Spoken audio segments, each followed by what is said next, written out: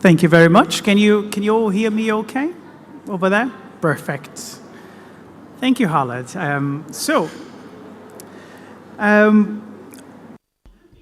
Merci. Je travaillais dans le Moyen-Orient et l'Afrique du Nord et l'une des choses qui m'a plu, un homme latino qui unit, notamment dans les pays de conseil, de coopération, de Golfe. Le plus intéressant, c'est la vision nationale des pays de Golfe et la majorité des gens le connaissent. Elles font et lancent des visions basées sur la façon d'élargir scope de travail et passer et nous donne des orientations d'instruction et j'ai travaillé avec des collectivités et gouvernements et ça conforme avec les partenariats et ça facilite de signer les tests de l'IA et il s'agit de travail corps de Coursera et nous les aidons à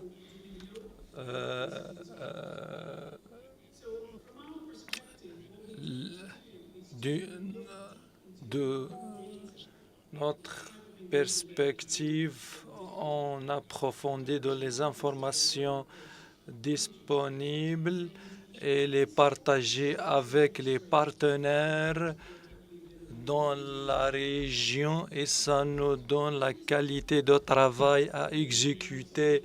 Maintenant, on peut vous donner une idée sur l'écosystème de travail sur lequel on travaille dans Coursera. Ces gens veulent acquérir des compétences et progresser dans leur carrière, que ce soit des employés et actuellement,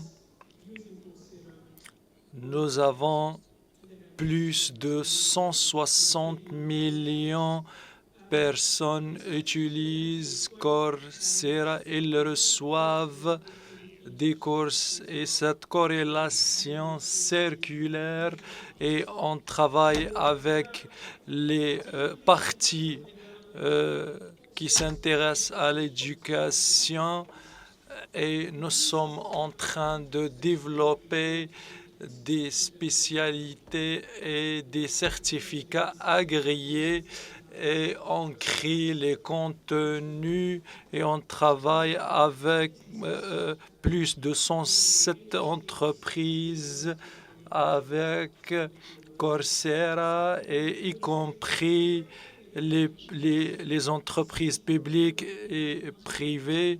Et la bonne chose, on voit une convergence entre différents partis. Nous allons parler de ça de façon détaillée. Comment traiter cette chose? On veut savoir ce qu'ils apprennent et ça très important. Cela nous donne une idée sur les tendances en fonction des compétences. C'est en on travaille avec des grandes sociétés, on peut comprendre quelle sorte de compétences qu'ils veulent acquérir, les étudiants qui souhaitent inscrire dans les universités. J'espère que vous pouvez m'entendre en raison du bruit dehors.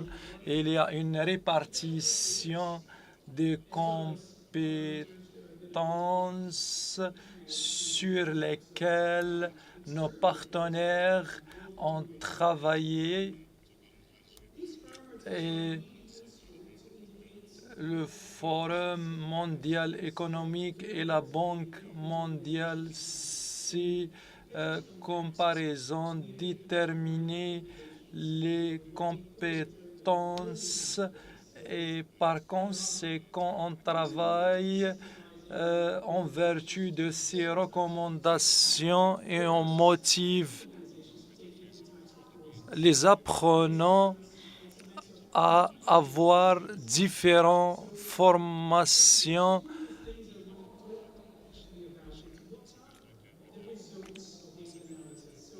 Par exemple, quels sont les résultats de l'analyse en prenant les 2 années précédentes.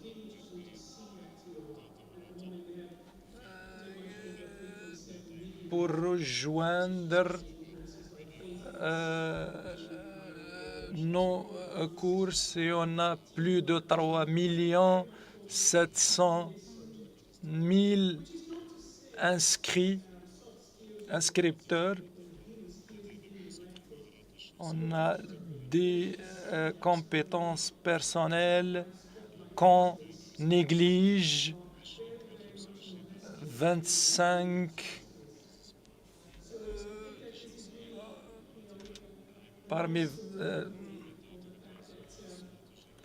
c'est une bonne image et nécessaire. Il y a plusieurs personnes qui doivent les différencier, mais certaines sociétés souhaitent les combiner et maintenant on voit comment traduire cela en métrique dans le Moyen-Orient et l'Afrique du Nord. On a 9,4 millions apprenants dont l'âge, la moyenne de 50 ans. On a un événement à Jeddah et ce qu'on appelle le sommet des femmes et des leaders d'université. Elle parle comment le rôle de la femme change dans la société et ça reflète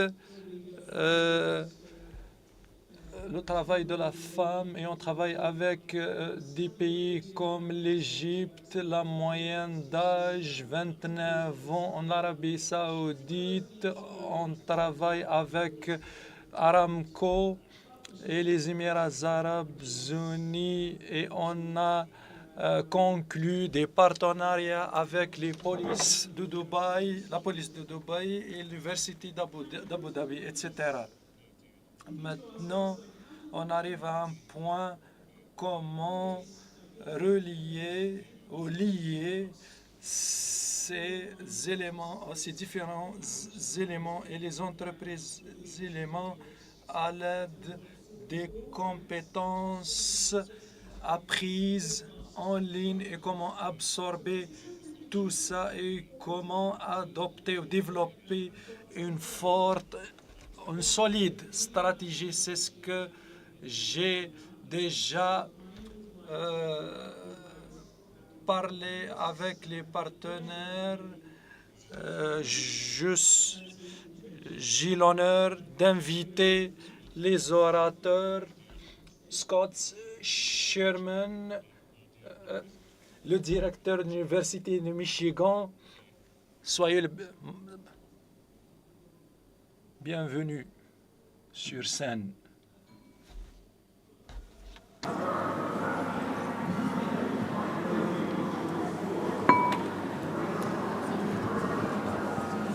So,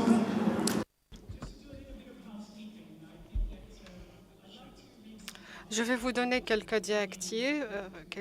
Je vais vous donner la chance de vous présenter. Vous pouvez mentionner quelques détails sur les compagnies dans lesquelles vous travaillez et quelles sont vos contributions en ce qui concerne le sujet de notre séance. Je m'appelle Scott Sherman, je travaille à l'Université de Michigan, Centre Innovation.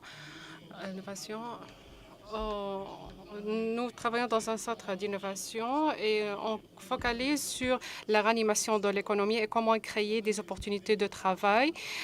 Parmi les choses dont on prend en considération, qu'on prend en considération, quels sont les emplois qu'on peut créer dans les 10 années à venir dans le domaine de la recherche pour attirer les entreprises à notre région, pour créer de nouveaux emplois dans notre État. Alison Ettrick, est-ce que le microphone fonctionne? Bon, désolé. Bonjour. Je m'appelle Alison Ettrick, directrice des études sur les talents mondiaux à Lightcast. Moi, je vais parler des talents et du marché du travail. Lightcast organise les données d'une façon intelligente à travers des informations de conclusion. On lit entre les différentes industries et des domaines d'éducation. Et on va parler de ce sujet aujourd'hui ensemble. Rihanna. Bon après-midi pour tous. Je m'appelle Rihanna. Je ne vais pas vous dire mon nom de famille parce que ça va prendre beaucoup de temps pour le prononcer correctement. Moi, je travaille dans une entreprise qui s'appelle Standard Bank en Afrique. Et je vais parler de l'institution dans laquelle je travaille. Nous sommes considérés comme parmi les banques les plus grandes. À travers les dernières 2 semaines, il y avait des données publiées, ou plutôt des résultats, où les employés reçoivent une formation pour acquérir de nouvelles compétences. Nous sommes classés comme la banque au 12e rang entre les banques au niveau à l'échelle mondiale. Moi, personnellement, je travaille à la croissance des compétences.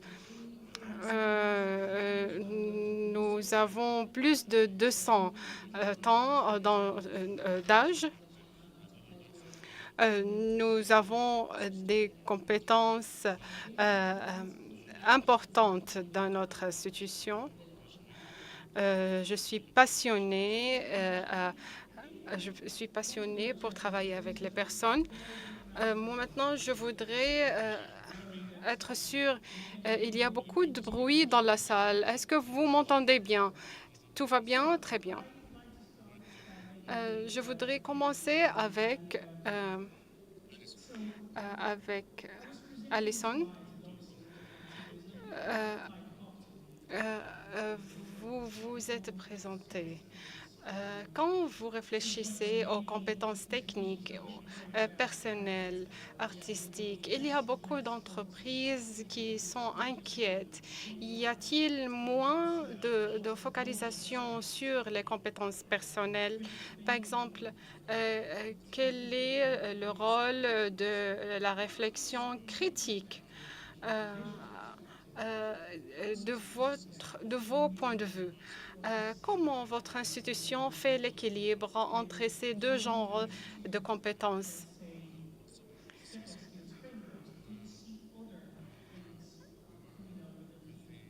Et avec ces compétences, y a-t-il d'autres choses à prendre en considération? Oui, bien sûr. Nous voyons une certaine croissance à l'utilisation de l'IA et les compétences techniques. Par exemple, la cybersécurité. Il y a d'autres orientations à notre jour. Quelques critères ont été imposés à cause de l'épidémie. Il y a quelques compétences de leadership qu'il faut acquérir, comment diriger les personnes. Et c'est différent de l'intelligence artificielle. Alors, il y a d'autres compétences à acquérir outre que celles liées à l'intelligence artificielle. Il y a des transitions de compétences qui se basent sur le côté personnel. Il y a des employés qui ont besoin d'expérience, d'acquérir des expériences, et ils ont besoin d'autres experts pour leur guider, pour leur enseigner comment acquérir de nouvelles compétences personnelles. Et après 2024, peut-être on aura un monde magique. Le marché du travail est difficile. Il y a en fait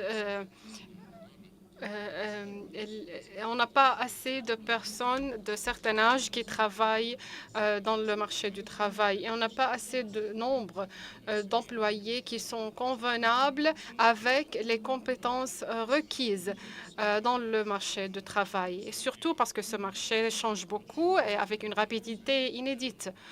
Alors, il faut identifier quelles sortes de compétences on aura besoin, quelles sortes de compétences ces entreprises auront besoin. Et là, il faut bien faire la différence entre différents types de compétences. Je voudrais savoir ceci, comment ça reflète, quelles sont les mesures prises pour bien choisir les emplois. Est-ce que les emplois, les différentes sortes d'emplois changent? Y a-t-il un impact sur les programmes de formation, surtout au niveau de gestion et de direction des entreprises? Non. Non, il y a une grande demande de compétences. Et c'est ce qu'on va savoir, c'est ce qu'on va connaître à travers l'expérience de Rihanna aujourd'hui. Et il faut voir à travers les yeux des entreprises. D'abord, il faut comprendre les compétences qu'on a déjà dans notre entreprise. Et ensuite, il faut combler les abîmes et ajouter d'autres compétences pour compléter celles qu'on a déjà. Je voudrais vous demander comment on peut mesurer les compétences. Quand on réfléchit aux défis relevés par les entreprises en ce qui concerne la détermination ou la définition des compétences correspondant au marché du travail, comment votre entreprise pourrait identifier les compétences et les mesures en se basant sur le développement de vos programmes de formation? All right. Bon, est-ce que je voudrais d'abord me vérifier, est-ce que j'ai bien compris votre question parce que je sais il y a de bruit dans la salle. Donc, je vais répéter. Comment on peut identifier et mesurer les compétences? D'abord, on a fini l'évaluation de deux évaluations. L'évaluation intérieure et la détermination des défis et les risques financiers. La question est adressée à comment on peut évaluer les compétences. Il faut l'évaluation se base sur l'objectif des données. À travers les données, on peut savoir comment nous allons être façonnés à l'avenir. Y a-t-il de changements dans notre entreprise? Et c'est le rôle des parties organisationnelles. On ne va pas prendre des décisions vitales, mais ceci va vous donner une certaine idée sur le risque. Deuxièmement, déterminer ou définir les compétences. Quelles sont les compétences dont on a besoin? Et là, c'est le problème. Vous avez besoin dans votre entreprise d'une langue unique, que tout le monde parle. Et, par exemple, il faut identifier le type de compétences. Qu'est-ce qu'on va évaluer en utilisant les clouds? Alors, vous aurez besoin d'un système organisationnel ou structure organisationnelle ou est fonctionnelle. Si votre entreprise n'a rien à voir avec ce système organisationnel, alors ça serait une mission impossible à réaliser. Évaluer et mesurer les compétences ne constitue pas la partie la plus difficile. Non, on peut utiliser l'intelligence artificielle pour déduire les compétences dont on aura besoin. Et ainsi, et aussi, si vous avez de l'argent, vous pouvez investir dans le processus de l'évaluation des compétences. Mais le vrai problème, c'est comment évaluer et mesurer les compétences, comment analyser les résultats. Quelle image il faut prendre en compte, quels sont les résultats qu'il faut considérer après l'analyse par exemple, financière. Alors, il faut comprendre, vous allez mesurer quoi exactement? Ainsi, cette recherche aura une valeur. Par exemple, Coursera nous aide à mesurer les compétences. Ensuite, on peut définir les abîmes à combler. Alors, le processus, là, le plus important, c'est comment on fait évaluer les compétences et comment identifier les compétences. Ainsi, on peut spécifier les mesures à prendre pour comprendre les lacunes. Il faut définir où se trouvent ces lacunes. Ça, c'est une très bonne réponse. On a parlé de la vision, du perspective. C'était au niveau général, mais il s'agit aussi de savoir comment on peut réaliser le processus de l'apprentissage. Ma question, là,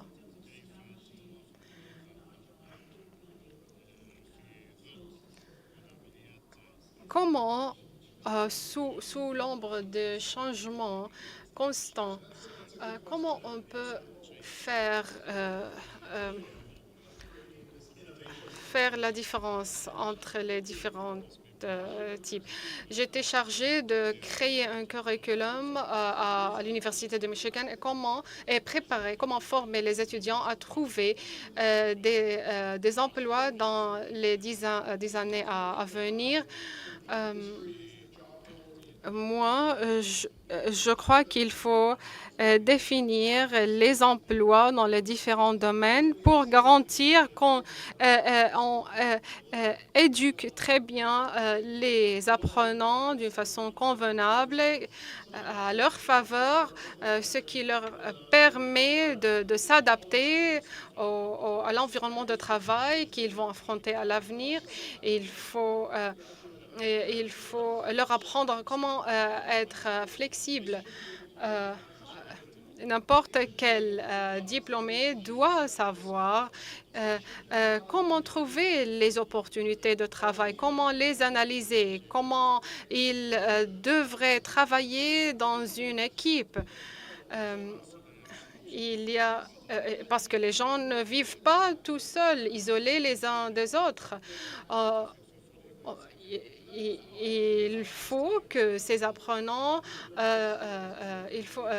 sachent comment utiliser l'intelligence artificielle et les compétences qui concernent la flexibilité. En fait, ça c'est très important. La conversation, quand on parle dans le domaine du gouvernemental, il y a une certaine urgence de l'implémentation et il y a toujours une résistance. Et ce n'est pas seulement à l'égard de l'intelligence artificielle générative. Non. Même si c'est entre les universités, les différentes entreprises. Peut-être c'est parce qu'il y a toujours cette peur, parce que vous allez être le suivant. Et en prenant en compte, il y a d'autres raisons aussi. Maintenant, ma question pour vous tous. Comment vous surmontez cette résistance? Est-ce que c'est à travers des statistiques, des engagements de la part des apprenants, des professeurs? Pouvez-vous partager vos expériences à cet égard? Oui. Oui.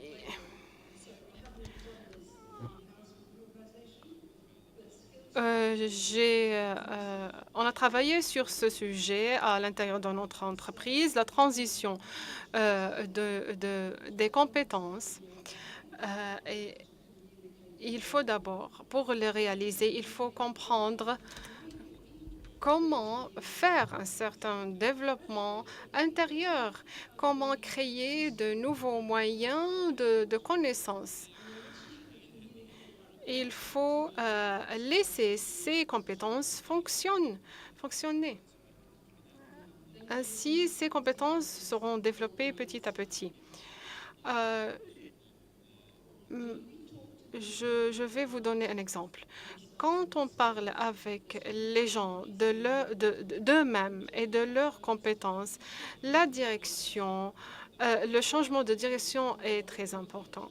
Le vrai changement, c'est le changement à l'échelle personnelle. Vous, en tant qu'individu, vous pouvez vous poser à l'intérieur de ce changement.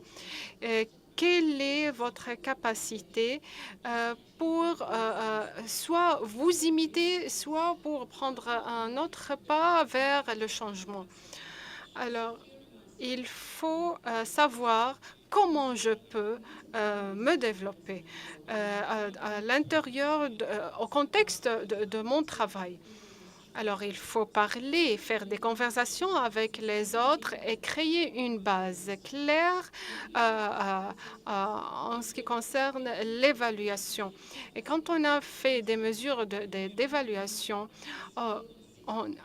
on a lié les compétences avec l'évaluation des compétences et les mettre en vigueur pour avoir une meilleure performance. Quand on parle de la peur ou de l'inquiétude des personnes, quand ils craignent qu'ils seront changés ou déplacés, ils vont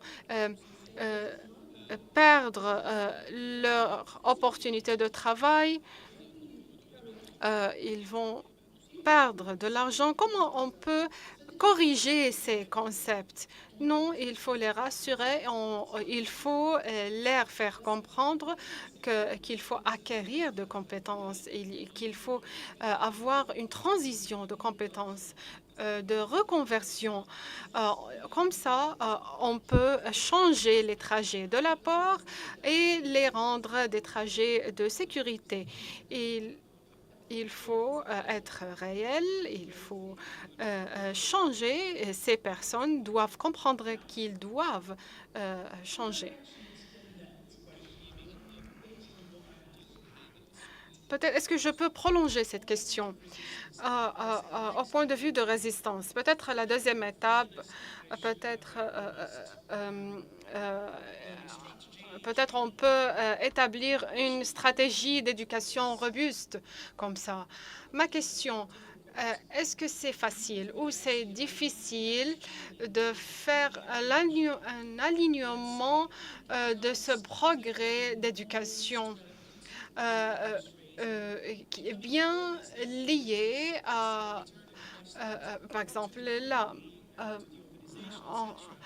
on parle des investissements de compagnies et des entreprises. Comment on peut faire un alignement avec les compétences et les objectifs des entreprises pour avoir une souplesse dans le travail et les objectifs des entreprises? Donc, tout d'abord, on a déjà créé des bases pratiques avec des entreprises de stratégie consultative. Par exemple, il y avait des accidents à cause des voitures. Ce qu'ils faisaient, de prendre des photos et à travers ces photos, ils commençaient à poser des questions. Comment ces accidents ont eu lieu, etc. Donc, on a des données, on analyse ces données. On a utilisé la technologie pour prendre ces photos et c'était à travers juste quelques minutes.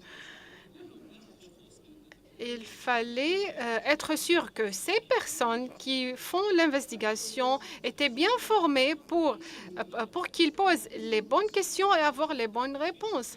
Donc, on ne réduit pas les coûts là, mais on utilise les bonnes compétences au bon lieu. On utilise ces compétences avec efficacité.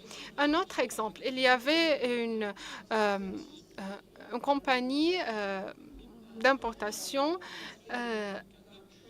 Il y avait quelques employés de surveillance chargés de former les clients et former les employés pour qu'ils soient prêts à fournir ce genre de service. Ceci a abouti à la réduction des coûts. Comme ça, on peut servir la clientèle de façon plus efficace. À Standard Bank,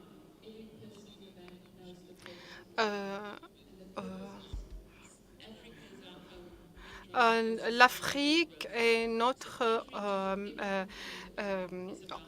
maison, en fait. Nous essayons de guider sa croissance. Et quand on développe les personnes, c'est toujours lié aux objectifs de l'organisation. Et la question, comment je peux contribuer à réaliser cet objectif? Alors, c'est ça mon premier point. Deuxièmement, dans notre stratégie d'éducation ou d'apprentissage, on essaie de définir 9 à 10 compétences qu'il faut construire. Ces stratégies s'appellent des stratégies de base ou des compétences de base. Et la durabilité, ça fait partie importante de notre stratégie. Donc, notre stratégie, on focalise sur la connaissance et la capacité, troisièmement, et le développement des carrières. Alors, on développe une carrière de navigatrice ou navigateur. Comment on peut déterminer la deuxième étape après l'établissement de ces compétences? Notre institution est engagée. On s'engage à aider les personnes à trouver leurs besoins. Nous encourageons les gens à se sentir plus sûrs, de stimuler, d'encourager et de motiver les gens pour se reconvertir et pour améliorer leurs compétences. Alors, on essaie de montrer aux gens comment ils pourraient comment ils pourraient avoir plus de valeur personnelle, comment ils peuvent améliorer leurs propres compétences. Donc, les gens devraient passer d'une personne à une autre, d'un véhicule à un autre. Si vous avez besoin d'une carte de crédit, quelle est la deuxième étape? On essaie de les cultiver, de les éduquer, de les enseigner les informations de base. Et maintenant, c'est pourquoi maintenant nous sommes une banque universelle. Et je voudrais souligner qu'on n'a perdu personne, même une personne. On n'a pas perdu personne. C'est pourquoi notre banque est universelle. On a pris ces compétences et on a pu construire de nouveaux rôles dans notre institution. On met l'accent sur le développement des compétences. Parce qu'une personne pourrait répondre à vos objectifs. Y a-t-il une comparaison entre votre institution et l'institution d'Allison? Je vois évidemment comment la langue pourrait être vague parfois quand on utilise des termes comme soft skills. Ceci pourrait signifier une chose importante. Parfois, on peut être confondu entre les termes. Est-ce que c'est l'utilisation de la bonne terminologie? Est-ce que c'est important pour Academia? Est-ce que c'est important pour l'implémentation au sein du travail? Peut-être les universités n'étaient pas très bonnes dans l'implémentation, si j'ose dire, à travers l'histoire, mais on crée des programmes. Je ne sais pas si on travaille d'une façon bien efficace en disant aux apprenants, voici les compétences que vous allez acquérir, voici les emplois que vous allez obtenir. Non, quand les étudiants choisissent de poursuivre leurs études supérieures, ils ont dans leur esprit qu'ils vont apprendre et qu'ils vont trouver de bons emplois à l'avenir. Mais je ne crois pas que les universités pourraient spécifiquement spécifier exactement quelle sorte de compétences de travail ils vont avoir. Mais on peut leur expliquer, si vous allez, par exemple, étudier les robotiques, vous pouvez apprendre ceci et cela, et juste expliquer ce qu'ils vont apprendre en tant qu'information intellectuelle. Maintenant, moi, j'aime cette question.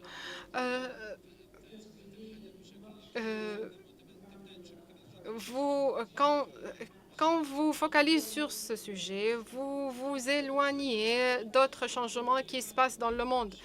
Il faut traiter le sujet de la création, de la bonne création d'emplois dans le marché du travail. Vous pouvez être un directeur d'un projet dans la cybersécurité, par exemple, mais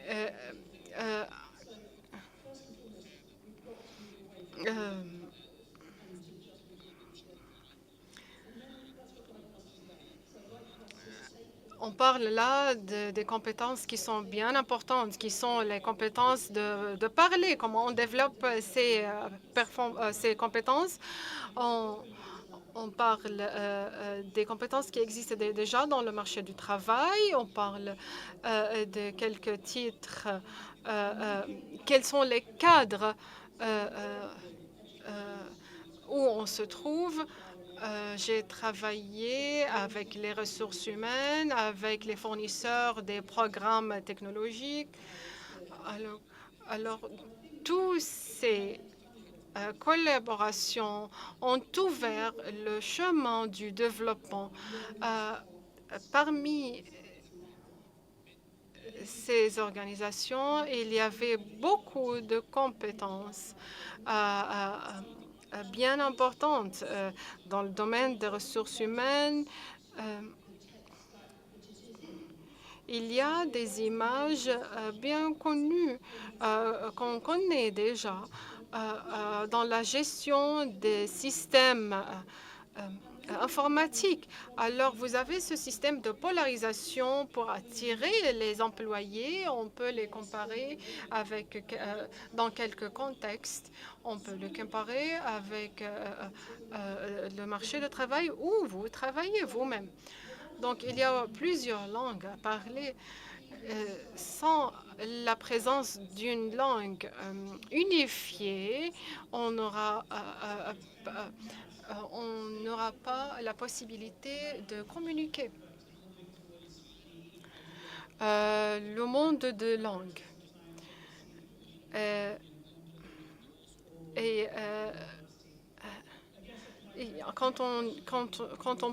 On peut dire qu'il y a peu de clarité à l'égard d'une seule langue qu'on parle.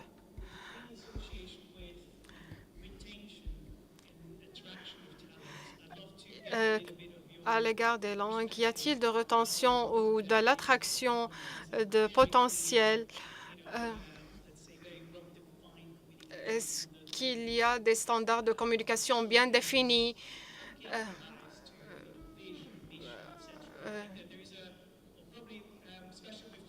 Surtout avec ChatGPT, il y a bien de réputation à cet égard, mais je voudrais bien vous écouter et connaître votre point de vue à cet égard.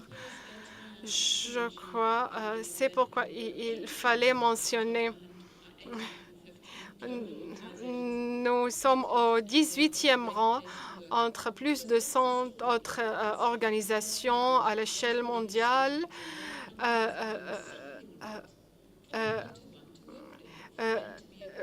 Quand les gens connaissent cette information, ils doivent dire que cette institution fonctionne parfaitement. Nous avons beaucoup d'histoires à dire.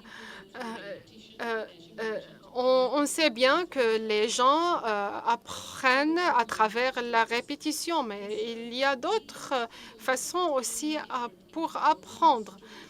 Il faut construire des histoires. On peut être inspiré par d'autres personnes. On peut avoir plus d'engagement à travers les autres. L'engagement et voir des personnes bien engagées et bien impliquées, ceci va m'inspirer pour imiter ces personnes et être comme eux. Quand vous allez chez vous, qu'est-ce que vous allez vous souvenir? Vous allez vous rappeler de ce jour-là. Aujourd'hui, vous allez vous dire, aujourd'hui, j'ai appris ça et ça. Aujourd'hui, j'étais inspiré, ça et ça. Il y a un nombre d'apprenants signifiants, par exemple à Coursera. Alors, le nom Coursera va rester à l'esprit. Je vais me rappeler de ce nom. On a beaucoup de vidéos qu'on montre aux personnes. En fait, on a une équipe exécutive très impliquée en partageant leur histoire et en allant sur les plateformes. Ils parlent de leur histoire. Et comme ça, les autres personnes sont inspirées. C'est ce qu'on fait, en fait. Je crois que c'est bien naturel.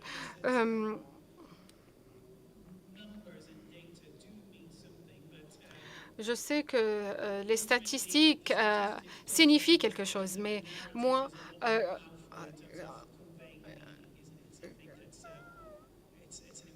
je crois que c'est important de passer ce message aux autres. Maintenant, on a 10 minutes.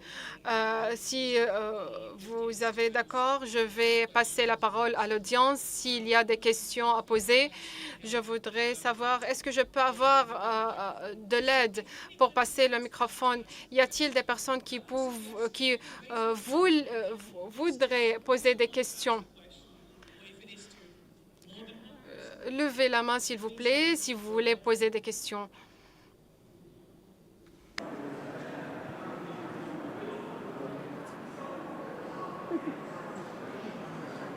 I think his microphone's still not working. Je crois que ce microphone ne marche pas. Peut-être il y a d'autres microphones qui vont fonctionner. Oh, thank you. we'll pass our rounds over here. Good afternoon. Bon après-midi. Je voudrais ajouter une certaine valeur à ce sujet. Il y a un proverbe qui dit « un mari et 6 épouses ». Il faut savoir quelle épouse a changé, quand changer. Et à la fin, pourquoi et quel est le rôle du mari? C'est de savoir comment changer. J'aime bien ce sujet et ça fait partie de mon développement, mon progrès personnel. Si j'ai bien compris, la question c'est comment changer?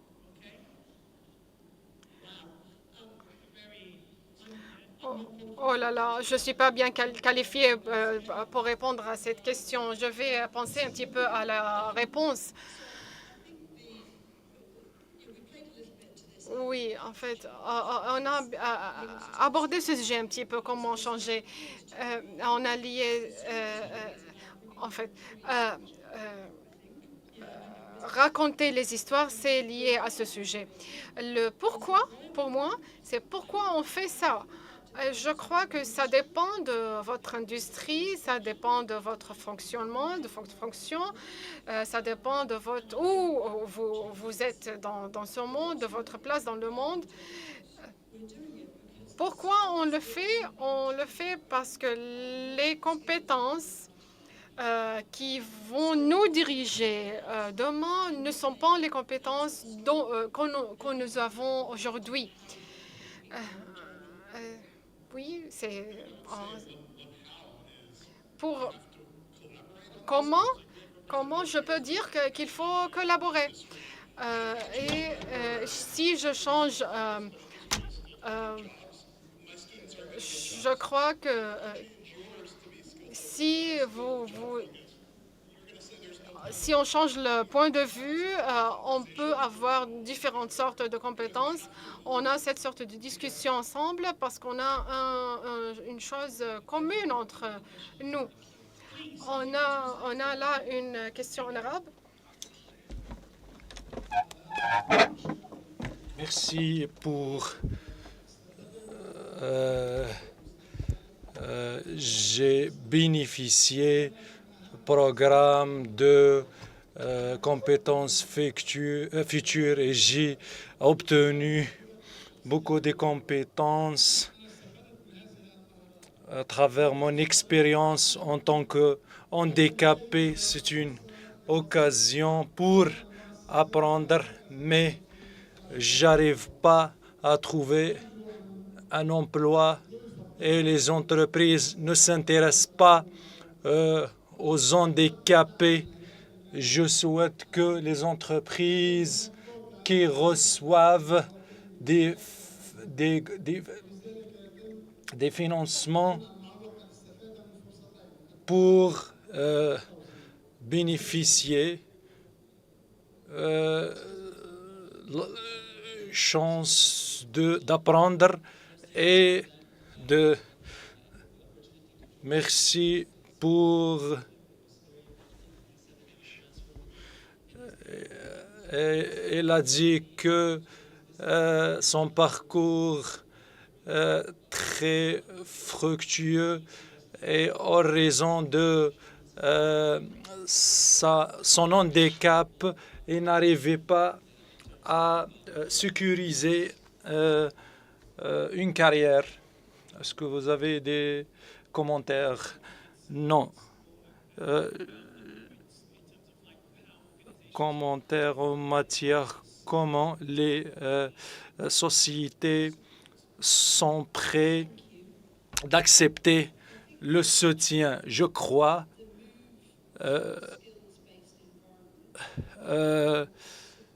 mouvement au soutien de cet environnement qui embauche des gens.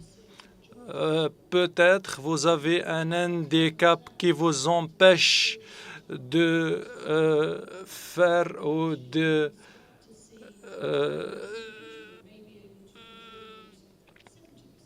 et tu peux voir la contribution de cet individu handicapé de pourcentage de 3%, 7%.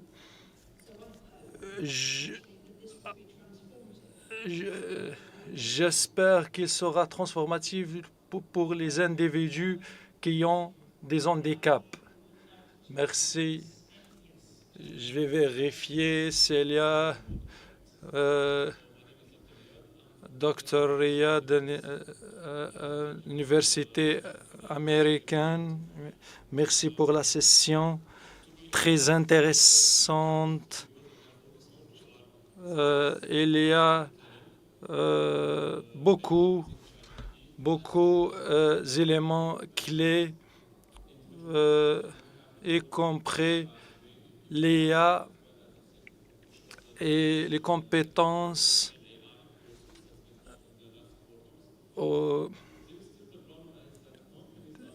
Il y a toujours un problème qui implique les sociétés. Elles utilisent l'IA, ils perdent les systèmes pour filtrer les CV.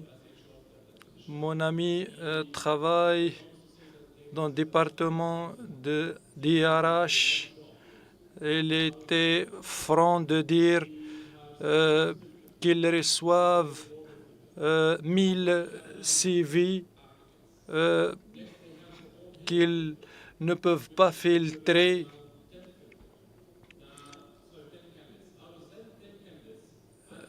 Ils ont choisi 10 candidats.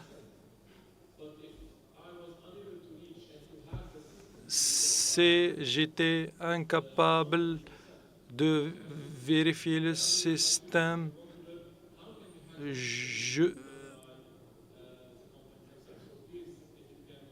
S'il vous plaît, si vous pouvez nous rayonner, nous serons reconnaissants. On a des situations similaires et chaque positions, on reçoit 1000 applications.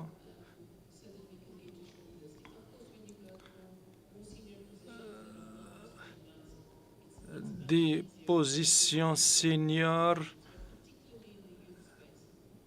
dans le domaine des jeunes.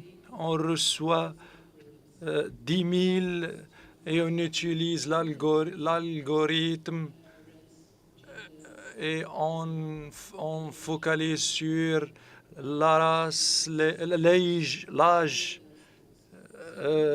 et les compétences.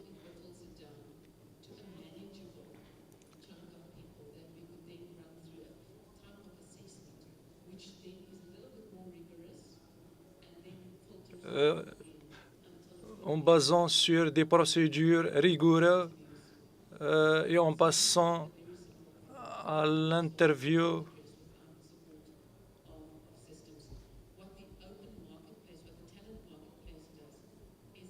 Ce que le marché des talents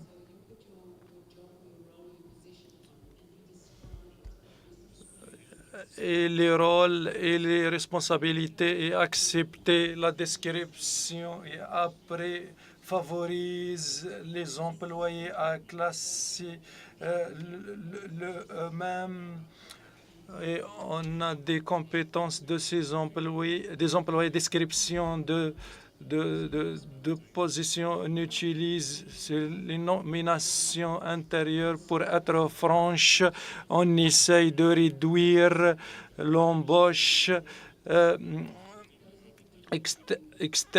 intérieure. Et je ne sais pas s'il répond à cette question. On n'a pas d'autre choix, mais le volume des applications elle est très massif. On n'a pas assez de temps. On est dans un monde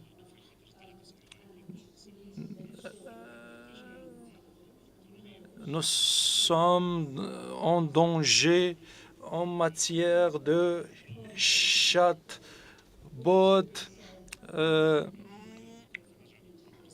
Comment faciliter aux entreprises lorsqu'une personne postule pour une position, il veut entendre ce dont vous avez besoin et après vous avez après les compétences nécessaires. On a des lacunes scientifiques et des compétences. Ce n'est pas conforme avec l'un et l'autre et on peut parler de Coursera et on doit trouver la façon pour assurer que le postulant, comment le décrire, n'a pas ce langage maintenant, n'est pas disponible. Je crois, en ce qui concerne le contexte, on a la moyenne de changement, c'est 8%. Tout individu postule pour toute profession et un peu partout, on a un problème qui nous poussait à se débarrasser, nous débarrasser de ce CV et savoir comment les traiter. On essaye de changer le langage de compétences et comment parler aux gens pour avoir une conformité convenable et comment vous vous positionnez et on leur dit est-ce que vous pouvez faire, ça fait combien vous avez obtenu cette compétence, une formule des questions et on obtient des données qui nous aident à prendre des décisions au développement de leur carrière. Merci beaucoup. Je crois il y a des gens qui lèvent leurs doigts. Malheureusement, on n'a pas assez de temps. Le temps est terminé et mes collègues me poussent de clôturer cette session. Un merci spécial aux orateurs, aux oratrices.